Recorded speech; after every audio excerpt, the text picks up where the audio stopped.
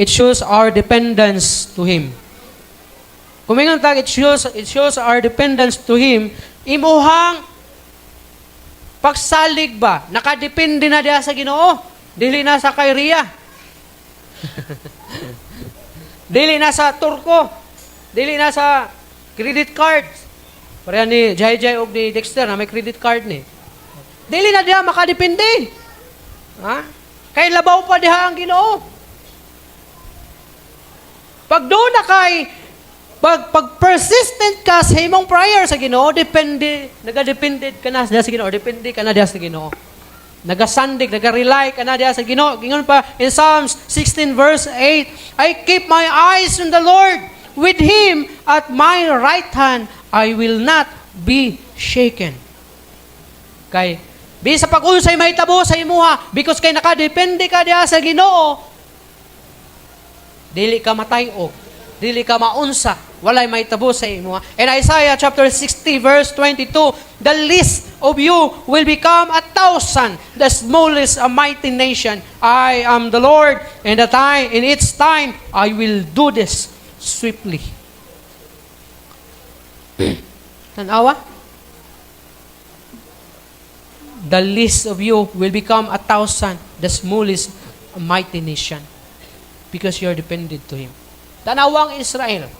Kung ang Israel kay purely nagasalig na sa iyahang strength as nation, makalahutay ka na. Puka na. Adag ko na mga Muslim country nagpalibot sa iya. Tanawang mapa. Tanawa ang Israel. Tuldok lang na sa mapa. Ang Iran, kadakuha ng Iran. Ang Iraq, kadakuha ng Iraq. Mga nation nga nagpalibot, Lebanon and other nations nagpalibot sa gamay nga Israel. Pero naabay nakapukan sa Israel. Kabalita mo? Dunay gira na itabo sa Israel. Gitabangan sa five nation, kung wala ko masayo, milungtad lang og 5 kaadlaw. Or 7 nations, nilungtad lang og 5 kaadlaw ang gira. Kaya wa sila ka-survive. Wa sila ka-pitog sa Israel.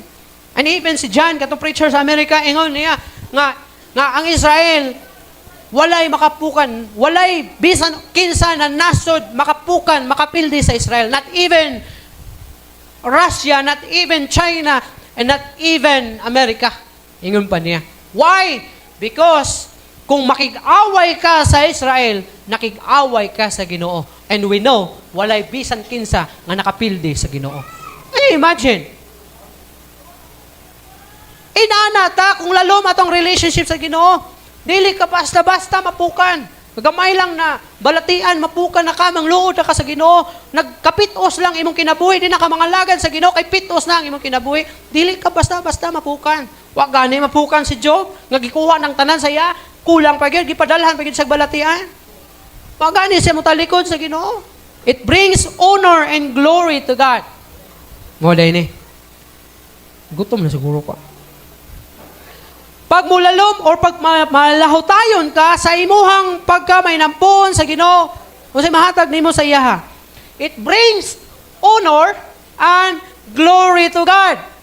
Waka ka masayod, igsuon, na kung ikaw is kanang persistent sa imong prayer, naghatag na dahi kag pasidungog sa Ginoo. Ipasidunggan na dahi nimo ang Ginoo. It brings honor and glory to God.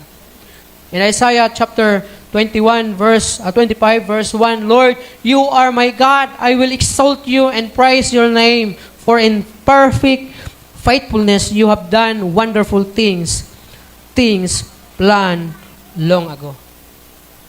Grabe.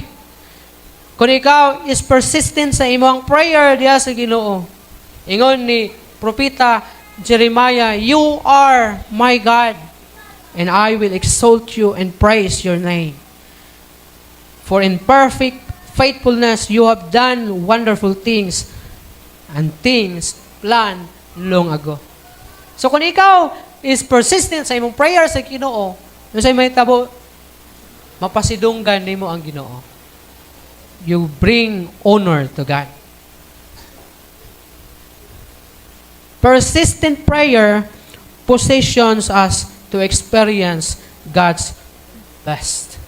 Gusto ka maka-experience og pinakabas diya sa Ginoo.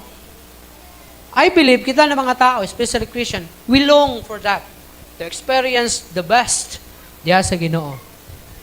But it's sad to say, kita ang problema, dili problema ang Ginoo. Because ang Ginoo, andam na siya mutabang sa imo. Anytime, tabangan ka sa Ginoo. But the problem is, ang ayan bakang tabangan. Gusto sa Ginoo na ipasinati sa imo ang pinakabest na matang sa kinabuhi. Gusto kanya panalanginan, gusto kanya buhatan og maayo, ihatag sa imong tanan. But the problem is ikaw. Dili ka persistent sa imong prayer. Nakaigipangayo sa Ginoo, bisan tuod para sa imong murag imposible man kay ni. Ayaw lagunong. Nganong imposible man, nga may imposible sa Ginoo. Ang tanan posible man diha sa Ginoo. Ayaw gunong. Nakay sakit, o kanang sakit nimo basin og kamatyuno na kaana. Dinawad na kapaglaong kamingon ka nga murag wa na gyud ni pag-asa ni nga kung sakit nga maayo di murag mamatay na gyud so kuani. Sulay daw, ay daw hunong og ampo. Ma-experience nimo ang pinakabas na buhaton sa Ginoo diha sa imong kinabuhi.